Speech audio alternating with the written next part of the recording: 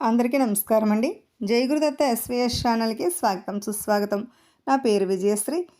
చందమామ కథలు వినాలనుకుంటే ఫస్ట్ మా ఛానల్ని సబ్స్క్రైబ్ చేసుకోండి. ఈరోజు చందమామ కథల్లో వర పరీక్ష అనే చక్కని చందమామ కథ నుండి విందాం. పట్టు వదలని విక్రమార్కుడు చెట్టు వద్దకు తిరిగి వెళ్ళి చెట్టుపై నుంచి శవాన్ని దించి భుజాన వేసుకుని ఎప్పటిలాగే మౌనంగా శ్మశానం కేసు నడవసాగాడు. అప్పుడు శవంలోని బేతాళుడు, రాజా, ఈ అపరాత్రి వేళ నువ్వు ఇంతగా శ్రమ పడవలసినది ఎందుకు? నీ స్వార్థం కోసమా లేక పరోపకారం కోసమా అన్న అనుమానం కలుగుతున్నది. ఒకవేళ స్వార్థం కోసమే అయితే దక్కిన ఫలాన్ని కృతవర్మలాగా ఇతరుల పరం చెయ్యకు. నీకు శ్రమ తెలియకుండా ఉండేందుకు అతడి కథ చెబుతాను విను అంటూ ఇలా చెప్పసాగాడు. సువర్ణపుర రాజు కృతవర్మ యువకుడు. ఆయన ఒకసారి వేటకు వెళ్ళి అరణ్యంలో దారి తప్పాడు. కొంతసేపటికి ఆయనకు విపరీతంగా దాహం వేసింది. ఆ సమయంలో ఒక కోయ యువతి కృతవర్మ కంటపడింది.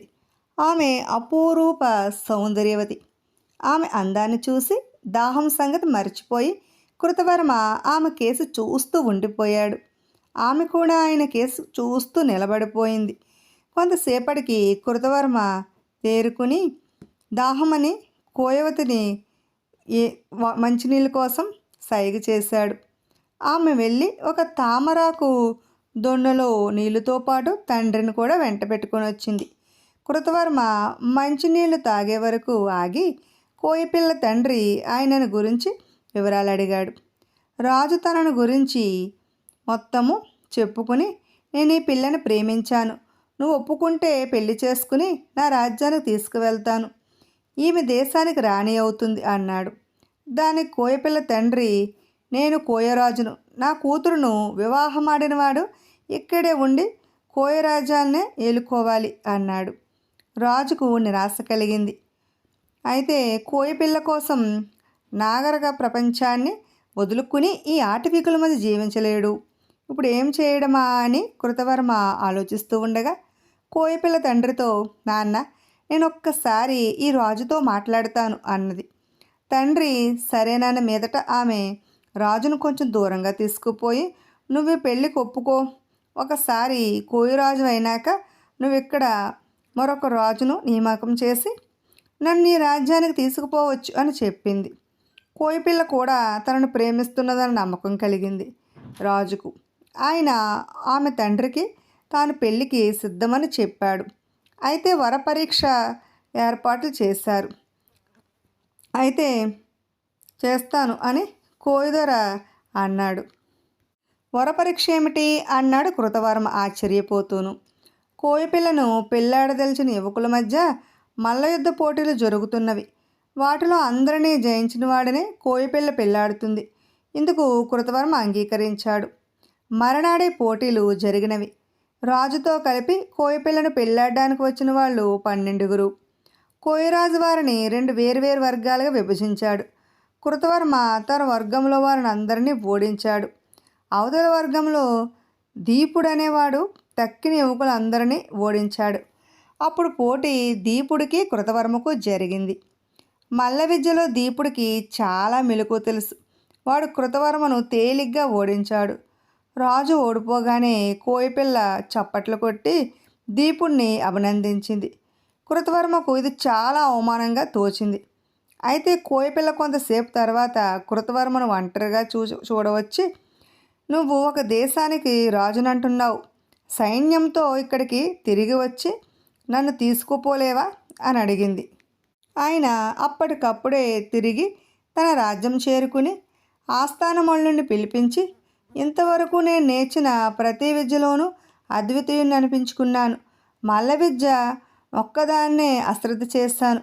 ఈ విద్యలో నా అంతటివాడు మరొకడు ఉండరన్న విధంగా నువ్వు నాకు శిక్షణ ఇవ్వాలి అని చెప్పాడు. ఆస్థానమనుడు సరేనన్నాడు. అయితే కృతవర్మ పట్టుదలతో 1 మాసం రోజుల్లో మల్ల విద్యను క్షుణ్ణంగా అభ్యసించాడు. తర్వాత ఆయన 200 మంది సైనికులను వెంట పెట్టుకుని కోయరాజు దగ్గరకు వెళ్ళి అతడితో, కావాలంటే నేను బలవంతంగా నీ కూతురును తీసుకుపోగలను, కానీ అలా చేయను, తిరిగి వరపరీక్షకు ఏర్పాట్లు చెయ్యి అన్నాడు. కోయరాజు వెంటనే పోటీ ఏర్పాటు చేశాడు. ఈసారి పోటీలో రాజు దీపుణ్ణి అవలీలగా ఓడించాడు. దీపుడు ఓడిపోగానే కోయిపిల్ల ముఖంలో దిగులు కనిపించింది. కృతవర్మ ఆమెను, గతంలో నేను ఓడిపోతే చప్పట్లు చరిచి వినోదించావు. అప్పుడు నేను నీకు వీరులను అభినందించడం అలవాటు అనుకున్నాను. ఇప్పుడు దీపుడు ఓడిపోతే అంత దిగాలు పడిపోతున్నామేం అని అడిగాడు. అప్పుడు అందుకు కోయిపిల్ల దీనంగా, నేను దీపుణ్ణి ప్రేమిస్తున్నాను. మల్ల విద్యలో వాడు నిన్ను ఓడించగలడని నాకు తెలుసు. వాడి గొప్పతనాన్ని ఒక దేశపు రాజు గుర్తించాలనే అప్పుడు నిన్ను పరీక్షకు ప్రోత్సహించాను. ఇప్పుడు అంతా నేను అనుకున్నట్టే జరిగింది అన్నది. అయితే మరి నన్ను వచ్చి నిన్ను ఎత్తుకుపోమ్మని సలహా ఇచ్చావు అన్నాడు కృతవర్మ. కోయిపిల్ల కొంచెం సేపు మౌనంగా ఊరుకుని తర్వాత, ఒక దేశపు రాజు నన్ను ప్రేమించి నా కోసం సైన్యంతో వస్తే అది నాకెంతో గర్వకారణం. ఆయన నన్ను తన దేశానికి రాణిని చేస్తానంటే అది ఇంకా గర్వకారణం. అయినా నేను దీపుడితోనే ఉండిపోతానంటే నా ప్రేమ ఎంత గొప్పదో దీపుడు తెలుసుకుంటాడు. కానీ వరపరీక్షలో నువ్వు జయించి నా ఆశ అడియాస చేశావు అన్నది. కృతవర్మ వెంటనే కోయరాజుతో, నువ్వు నీ కూతురు పెళ్లి దీపుడితో జరిపించు. నీ రాజ్యానికి ఎప్పుడే ఏ కష్టం వచ్చినా నేనున్నానను మర్చిపోకు అన్నాడు. మీరు వరపరీక్షలో నెగ్గారు. మా సాంప్రదాయం ప్రకారం మీరే పెళ్ళాడాలి అన్నాడు కోయరాజు. కృతవర్మ నవ్వి, పరీక్ష ఎప్పుడో జరిగిపోయింది. అప్పుడు నేను ఓడిపోయాను. ఆడపిల్లకు వరపరీక్ష ఒక్కసారి మాత్రమే అని రాజధానికి వెళ్ళాడు. బేతాళుడి కథ చెప్పి, రాజా, కృతవర్మ వరపరీక్షలో నగ్గి కూడా పిల్లని ఎందుకు వివాహం ఆడలేదు? అతడు దీపుణ్ణి ఓడించి కోయిపిల్లని వివాహం ఆడేందుకే కదా నగరానికి తిరిగిపోయి మల్ల విద్యలో మరికొన్ని మెలకువలు నేర్చుకుని వచ్చాడు. అయినా అతడు బుద్ధి మార్చుకోవడానికి కారణం ఏమిటి? ఇందుకు సమాధానం తెలిసి కూడా చెప్పకపోయావో నీ తల పగిలిపోతుంది అన్నాడు. దానికి విక్రమార్కుడు, వరపరీక్ష అనేది ఒకేసారి జరుగుతుంది. 2 సార్లు జరగడం అనేది అనుచితం, అసందర్భం. ఈ సంగతి కృతవర్మ కోయపిల్ల తండ్రికి చెప్పాడు కూడాను. రాజైనవాడు ఒక కోయవుకుడి ఓటమి పొందడం అనేది చాలా అవమానకరమైన విషయం. అందుచేతనే కృతవర్మ మల్ల విద్యను మరింత పట్టుదలగా అభ్యసించి కోయవుకుడితో మరొకసారి పోటీ పడ్డాడు. ఈ రెండవసారి అతడు వచ్చింది వరపరీక్షకు కాదు, బలపరీక్షకు. ఈ సంగతి కృతవర్మ ముందుగా పిల్ల తండ్రికి చెప్పకపోవడానికి ఒక కారణం ఉన్నది. కోయవుకుడు తాను ప్రేమించిన యువతి కోసం రాజుతో మల్ల యుద్ధానికి సిద్ధపడ్డాడే తప్ప తాను అతడి కంటే బలవంతుడని రుజువు చేసుకోవడానికి మాత్రం కాదు. ఈ కారణం వల్ల రాజు కేవలం బల ప్రదర్శన కోసమే వచ్చాడని తెలిస్తే అతడు విజయం కోసం పట్టుదలగా పోరాడకపోవచ్చు. అందువల్ల కృతవర్మ దక్కిన ఫలాన్ని ఇతరుల పరం చేశాడనడం నిజం కాదు అన్నాడు. రాజుకి విధంగా మౌనభంగం కలగగానే బేతాళుడి శవంతో సహా మాయమే తిరిగి మళ్ళీ చెట్టెక్కేశాడు. ఇప్పుడు టెంకాయ దొంగ అనే మరో చక్కని చందమామ కథను విందాం.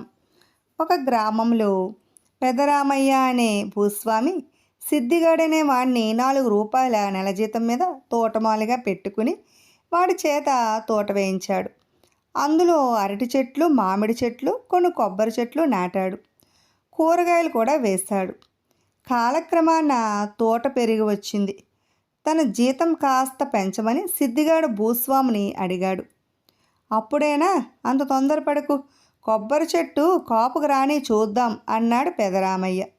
కొబ్బరి చెట్లకు కూడా గెలలు పడ్డాయి. తన జీతం మరి 2 రూపాయలైనా పెంచి తీరాలని సిద్ధిగాడు పట్టుబడ్డాడు. పోరపో, ఇప్పుడు నీకు తోట పని ఏమంత ఉన్నదని నీ జీతము ఒక్క దమిడీ కూడా పెంచను. ఇష్టం ఉంటే ఉండు, లేకపోతే పని మానేసి వెళ్ళిపో అన్నాడు యజమాని. సిద్ధిగాడు చిక్కుల్లో పడ్డాడు. తోటకు చేయవలసిందంతా అది వరకే చేశాడు. ఇక చేయవలసిన కష్టమైన పని ఏదీ లేదు. ఆ సంగతి తెలిసే యజమాని అంత ధీమాగా ఉన్నాడు. ఇంతకాలము ఒళ్ళు దాచుకోకుండా న్యాయంగా పనిచేసిన సిద్ధిగాడు ఇక నుంచి దొంగతనానికి దిగదలిచాడు. వాడు ప్రతి రాత్రి తోట నుంచి 2 టెంకాయలు దొంగతనం చేస్తూ వచ్చాడు. 3 రోజులు గడిచేసరికల్లా పెదరామయ్యకు కొబ్బరికాయలు పోతున్నట్లు ఆచూకీ తెలిసింది. కానీ దొంగ ఎవరో తెలియలేదు. ఆయన సిద్ధిగాడినే అడిగి చూశాడు కొబ్బరికాయలు పోతున్నాయని. కానీ దొంగ ఫలానా అని కానీ తనకు తెలియదన్నాడు సిద్ధిగాడు. సరే, రాత్రిపూట తోటలో కాపలా ఉండి దొంగను పట్టుకో అన్నాడు యజమాని. 2 రూపాయలు జీతం పెంచండి, అలాగే రాత్రింబవళ్ళు కూడా కాపలా ఉండి దొంగను పట్టుకుని మీకు ఒప్పచెపుతాను అన్నాడు సిద్ధిగాడు. అదేమీ కుదరదు, నేనే కాపలా ఉంటాలే అని పెదరామయ్య అప్పటికప్పుడే గ్రామదేవత గుడికి వెళ్ళి టెంకాయ దొంగను ఈ రాత్రి నా కంట పడిస్తావా, నీకొక మేకనిస్తాను అని దండం పెట్టుకున్నాడు. తాను కూడా దేవతకు దండం పెట్టుకోవడానికి వచ్చిన సిద్ధిగాడు ఈ మాట విన్నాడు. యజమాని వెళ్ళిపోయాక సిద్ధిగాడు దేవతతో, తల్లి, నన్ను యజమాని చేతికి చిక్కకుండా తప్పించావంటే రేపు నీకొక కోడిపుంజును ఇస్తాను, అంతకు మించి నాకు శక్తి లేదు అని దండం పెట్టుకున్నాడు. ఆనాడు అర్ధరాత్రి వేళ సిద్ధిగాడు తోటలో ప్రవేశించి బావి ప్రక్కన ఉన్న కొబ్బరి చెట్టు ఎక్కేసి ఒక కాయ కోసి దూరంగా విసిరివేశాడు. యజమాని తోటలో పొంచి ఉన్న పక్షంలో కాయ పడిన చోటనే దొంగ కోసం చూస్తాడని వాడు అలా చేశాడు. కానీ పెదరామయ్య అంతకు ముందే బావి ప్రక్కనున్న చెట్టు మీదకి ఎవరో ఎక్కడం కనిపెట్టి కర్రా తాడు తీసుకుని ఆ చెట్టు కిందకే వచ్చి, ఎవర్రా చెట్టు మీద దొంగ వెదవా, నన్నే మోసం చేద్దాం అనుకుంటున్నావా, ఇందుకు దిగిరారా, నిన్ను చెట్టుకు కట్టి చర్మం ఒలిచేస్తాను అని గర్దించాడు. సిద్ధిగాడు భయంతో వణికిపోతూ చెట్టు మీదనే కదలకుండా ఉండిపోయాడు.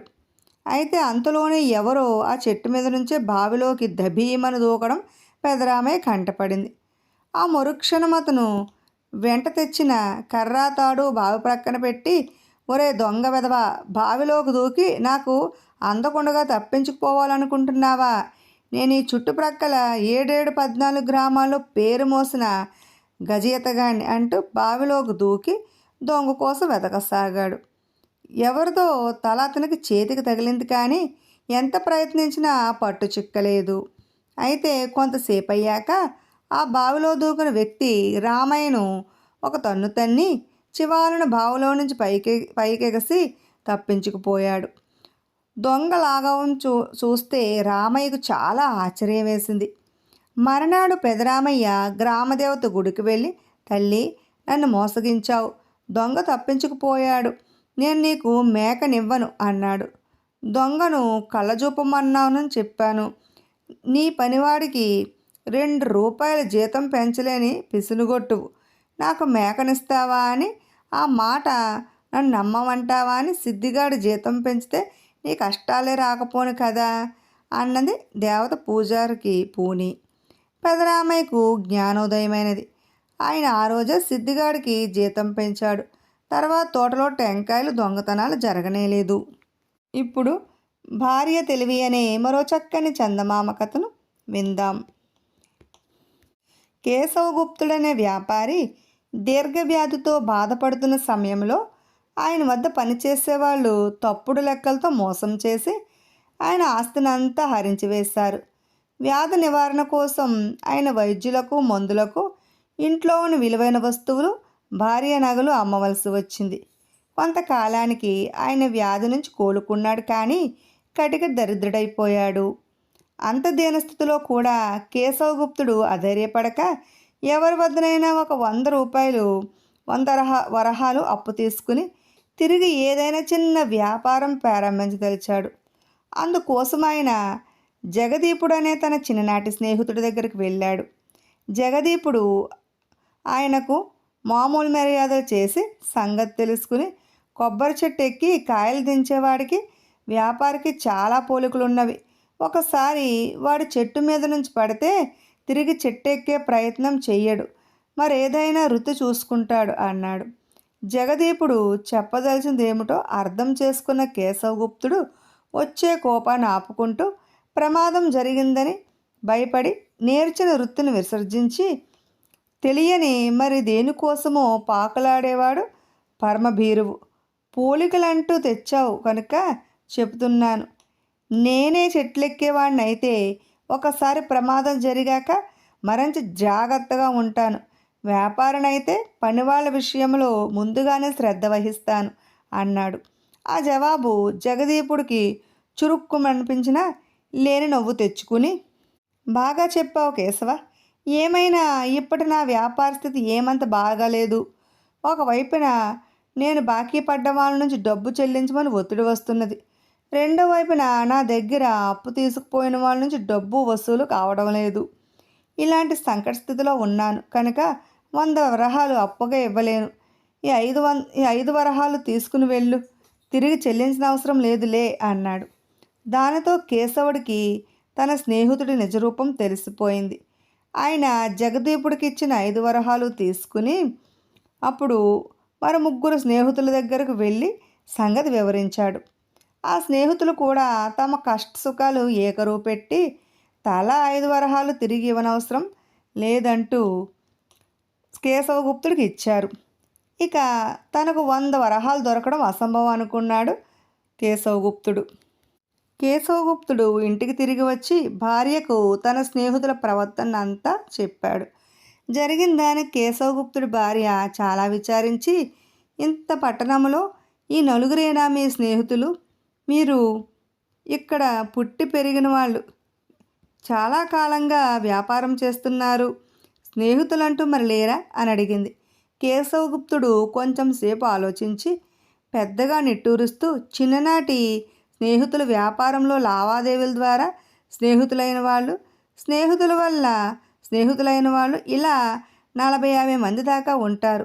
అలా అయితే వాళ్ళ పేర్లు సుమారుగా ఏ వీధిలో ఉండేది ఒక కాగితం మీద రాసి ఇవ్వండి అన్నది కేశవగుప్తుడి భార్య. అందువల్ల ప్రయోజనం ఏమిటి? ఇంతకు నువ్వేం చేయాలనుకుంటున్నావు అని అడిగాడు కేశవగుప్తుడు ఆశ్చర్యంగా. నేనేం చెయ్యను, ఆ చేసేదేమిటో మన అబ్బాయి హరిగుప్తుడు చేస్తాడు అన్నది కేశవగుప్తుడి భార్య. ఆ రాత్రి కేశవగుప్తుడు తన స్నేహితులందరి పేర్లు గుర్తు తెచ్చుకుని ఒక కాగితం మీద రాసి భార్యకి ఇచ్చాడు. మరునాడు ఉదయం ఆమె తన 14 ఏళ్ల కొడుకుకు హరిగుప్తుడికి ఆ కాగితం ఇచ్చి, నాయనా, నువ్వు ఈ కాగితంలో పేర్లున్న వారిని కలుసుకుని నాన్నగారు 100 వరహాలు అప్పడిగారని చెప్పు. వారు ఇస్తామంటే నాన్నగారు వచ్చి తీసుకుంటారని తిరిగిరా అని చెప్పింది. ఆ సాయంత్రం హరిగుప్తుడు ఒక సంచి నిండుగా వరహాలతో ఇంటికి వచ్చాడు. కేశవగుప్తుడు ఆశ్చర్యపోయి ఏం జరిగిందని కొడుకుని అడిగాడు. నాన్న, నీ స్నేహితులు ఎవరి దగ్గర అప్పుగా ఇచ్చేందుకు 100 వరహాలు ఉన్నట్టు లేవు. కానీ ప్రతి ఒక్కళ్ళు చితికిపోయిన మీ నాన్న తిరిగి వ్యాపారం ప్రారంభించి వృద్ధిలోకి రావాలంటూ 5-10 వరహాల చొప్పున ఇచ్చారు. ఈ డబ్బు తిరిగి ఇవ్వనవసరం లేదన్నారు కూడాను అని చెప్పాడు హరిగుప్తుడు. కేశవగుప్తుడు తన భార్య తెలివితేటలకు చాలా ఆనందించి మనసులో ఎంతగానో మెచ్చుకున్నాడు. ఆయన హరిగుప్తుడు తెచ్చిన డబ్బు లెక్కించగా 400 వరహాల పైగా తేలింది.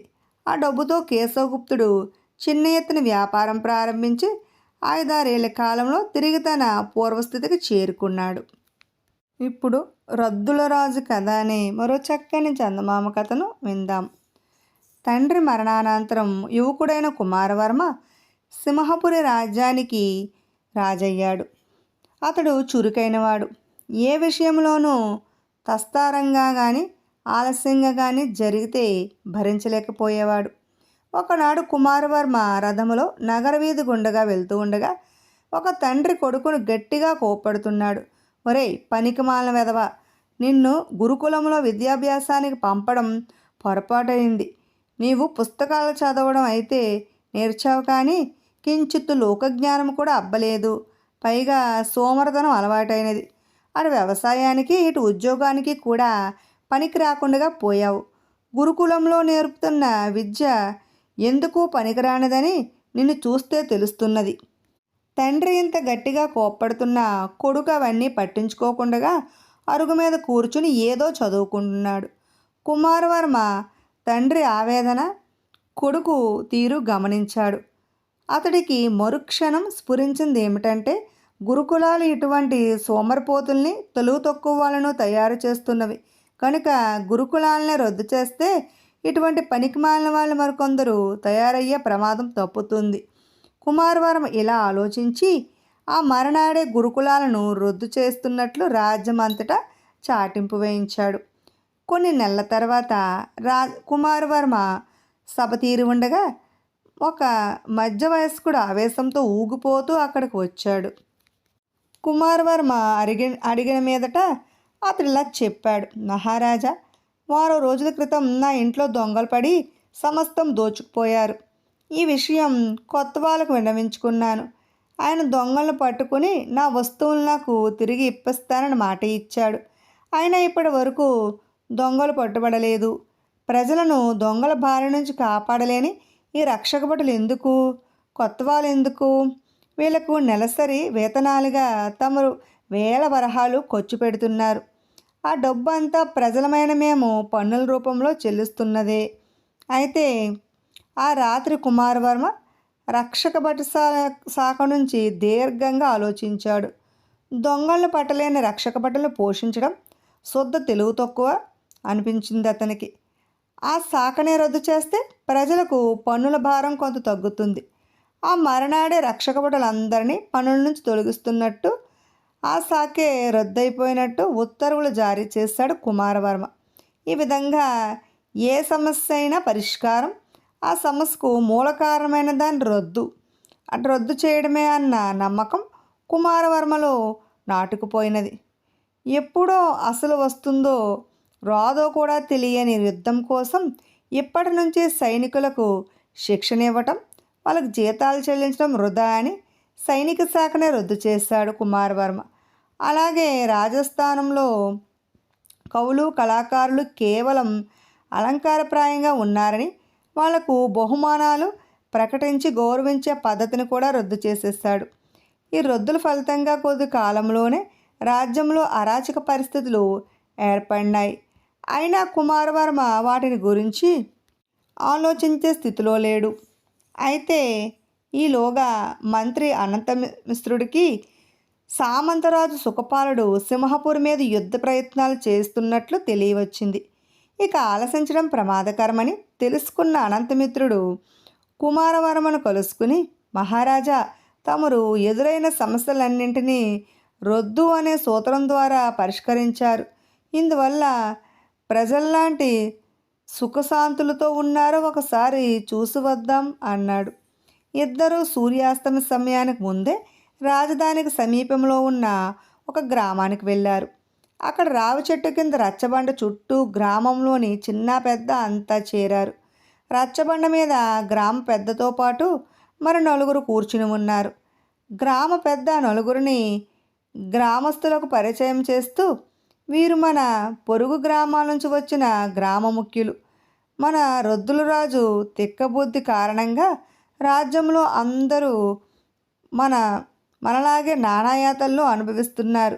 గురుకులం నుంచి వచ్చిన ఒక శిష్యుడు సోమరవాడైతే మిగతా శిష్యులందరూ అలాగే తయారవుతారని ఊహించి రాజుగారు గురుకులాలనే రద్దు చేశాడు. ఇప్పుడు మన పిల్లలు గురుకుల విద్యాభ్యాసం లేనందున అజ్ఞానులు మూర్ఖులు అయ్యి మన మెడల్లో గుదిబండలాగా తయారయ్యారు అన్నాడు. అప్పుడు పక్కన ఉన్న గ్రామస్తుల్లో ముఖ్యుల్లో ఒకడు అందుకుని, రక్షక భట శాఖ రద్దు మాట ఏమిటి? రక్షక భటులు లేనందున ఇప్పుడు చిన్న చిన్న దొంగతనాలే కాక బందిపోట్ల హెచ్చు పెరిగింది. గ్రామాలనే దోచుకుంటున్నారు అన్నాడు. అంతలో మరొక గ్రామ ముఖ్యుడు, అయ్యలారా, అందరూ శ్రద్ధగా వినండి. ఇప్పుడు దేశ రక్షణ అంటే మనందరి రక్షణ సమస్య ఎదురైంది. రాజు సైనిక శాఖను రద్దు చేయడంతో ఇంతవరకు మన రాజుకు కప్పం కడుతూ అణిగమణిగి ఉన్న సామంతుడొకడు మన మీదకి యుద్ధానికి రాబోతున్నాడు అన్నాడు. కవులు కళాకారుల విషయంలో ఈ రొద్దురాజు చేసింది ఏమిటి అన్నాడు మరొక గ్రామ ముఖ్యుడు ఆవేశంగాను. వాళ్ళంతా పక్క రాజ్యాలకు వలస వెళ్ళారు. ఇది మనకి ఎంత అవమానకరమైన విషయం. అశాశ్వతమైన రాజవంశాన్ని, మన రాజ్యాన్ని చరిత్రలో శాశ్వతంగా నిలిపేది కవుల రచనలు, కళాకారుల కళలే కదా. గ్రామ పెద్ద వాళ్లతో నేను చెప్పబోయేది కష్ట నష్టాలకు ఓర్చి సాధించవలసిన కార్యం.